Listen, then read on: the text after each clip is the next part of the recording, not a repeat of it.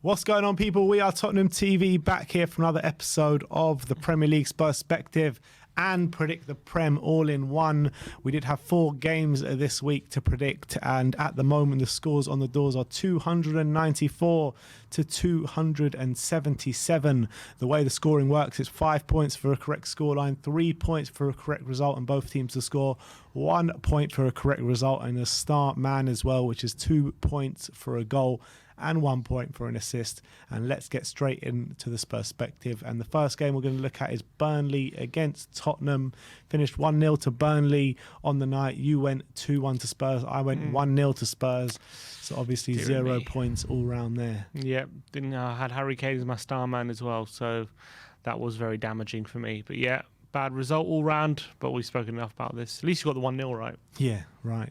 Let's move on to Watford against Crystal Palace. Finished 4-1 to Crystal Palace at Vicarage Road. Both of us going for draws, 0-0 and 1-1. Obviously, we didn't see much of it because we were watching Spurs at the time, but Moussa Sissoko got on the score sheet. He did, but Wilfried Zaha taking the spoils at the end. Not a very happy return for Roy Hodgson against his former club. But Watford hasn't really helped so far. Getting Hodgson in, the results haven't really improved, and they're going to really have to shape up sooner rather than later if they're going to get safe, because at the moment they're sinking without a trace. Palace, it's a win they badly needed, and 2 great goals from Zaha as well along the way. And Zaha's coming into form a bit the last couple of weeks. Scored a great goal against Norwich as well, didn't he? Yeah. So yeah, that was 4-1, so 0 points again for us there.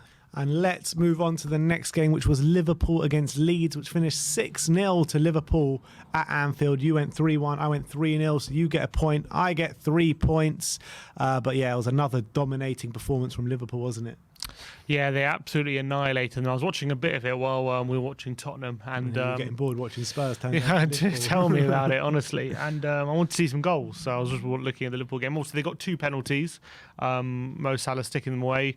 Look, Luis Diaz, he's fitted in like a glove. He's creating things. Mane got a couple of goals. And Matip and Van Dijk both getting on the score sheet as well. Dominant display. But though at 1-0, Leeds were in it. Dan James tackling the goalkeeper, nearly causing a mess at the back, and Rafinha also had a goal chalked off from offside. So Leeds had their chances at 1-0, but once it went to 2 and 3, it was game over. Yeah. So that was that. Let's move on to the Thursday game, which was Arsenal against Wolves. Both of us predicting 1-1. So close. And we were seconds away from getting 5 points each there, but Arsenal did snatch the win late on at the Emirates, which was hard to take, to be honest. Yeah, that was very difficult to take. The own goal from off Jose Sarr's hand right into the corner, and look, Arsenal were putting Wolves under a lot of pressure, but it looked like Wolves were good withstanding it, and Jose Sarr was equal to everything. The defence was holding strong, but in the 95th minute, they went and got the winner. A bit of luck about it, but fair play to them. I think Arsenal probably feel like deserved it. Wolves will feel unlucky. I think Wolves, they did go 1-0 up, and they did have chances to make it 2. And those couple of chances they had, they'll be ruining now, because 2 goals in the last 10 minutes has given Arsenal big advantage in the top 4 race now. Yeah, it really has. Big advantage. Although they have games in hand. All their games in hand are tough. They're not playing this weekend. So if Tottenham do get a victory, we could be 3 points behind, having played a game more, but their game in hand will be Liverpool. So and we still have them to play as well. We still have them to play. So look, all is not lost in the race to be top dog in North London, but with it's getting worse by the week, unfortunately. Yeah, we really need to back up ideas if we do want to finish above Arsenal this season, never mind top 4. But let's move it over to the star man. I picked Mo Salah, so I get 5 points for 2 goals and an assist. And you went for Harry Kane, who obviously got no goals or no assists. You went with your heart. You just pick Salah every week. I try to pick at least a bit outside the box sometimes. I swear last week we both picked Salah. And the week before we probably both picked Salah as well. Yeah, you pick Salah every week. Huh? Boring. Boring. Boring. You're trying to get points on the board. How Boring, else do you mate. expect me to pick up from 30, Boring. 40 points behind? Now it's 10-point gap. Boring, mate. You're a Tottenham fan. I'm a Snooze. Tottenham Gotta fan. Start sleeping soon, Huh? mate. Salah every week. Yeah, well, I'll keep picking Salah and see who you start picking. But anyway. Fine, I'll pick Salah every week then. No, it's so boring, mate. It's so boring. But anyway, I get 5 points for that. So the points have been... The gap has been diminished to 10 points, and I think it was over 30 points at one stage. But I'm happy with my week's work, and let's move on to the predictions now. So the first game is this week tonight, Southampton against Norwich, and I've gone for 2-1 to Southampton. Yeah, I went 3. I just think Southampton in great form, very attacking side. Norwich, despite the upturn in performance level under Dean Smith, still look like a team who are heading for relegation, to be honest. So I've gone for Southampton. And I think with Broder in good form, I think Southampton are going to win this. Okay. Yeah, I think it's not going to be... I think Southampton, will win, and they're on brilliant form. But I think Norwich will give them a sterner test than people like to think.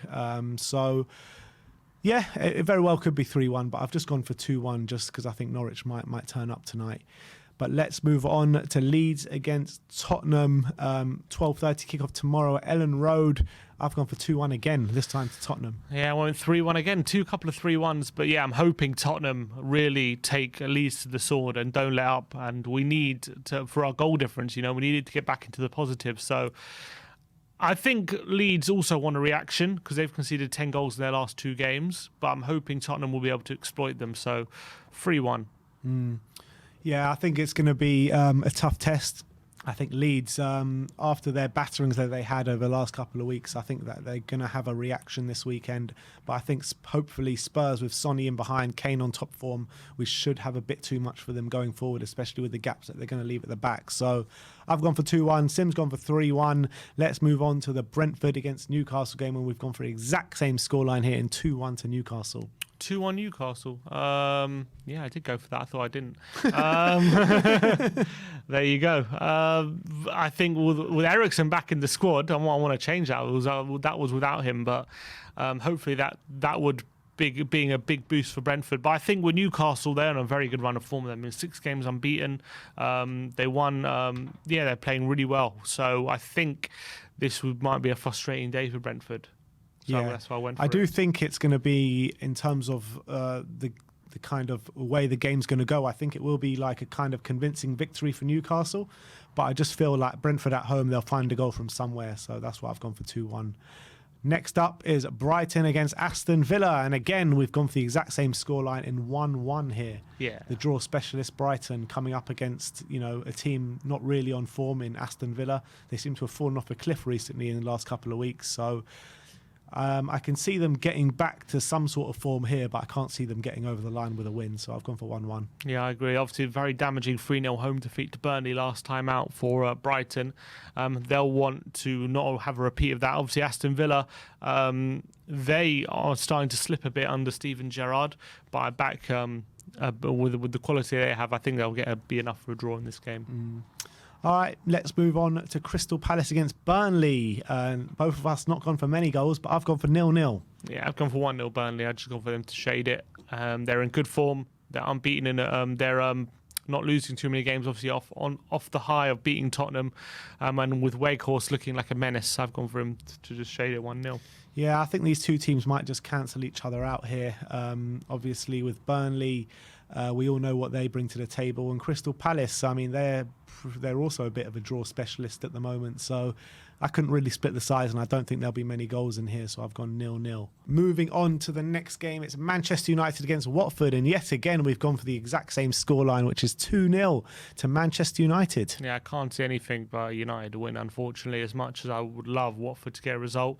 Man United definitely want revenge on the 4-1 drubbing they took at Vicarage Road early in the season. I know, even though Roy will probably have them set up to make it very difficult for Man United, I just think a couple of moments of quality will be enough, and I can't see Watford having too much joy. I know Emmanuel Dennis might come up with something, But if he doesn't take full advantage of maybe the 1 or 2 chances he'll have, then I think Man United are going to come away with a victory. Yeah, I completely agree there. Completely agree.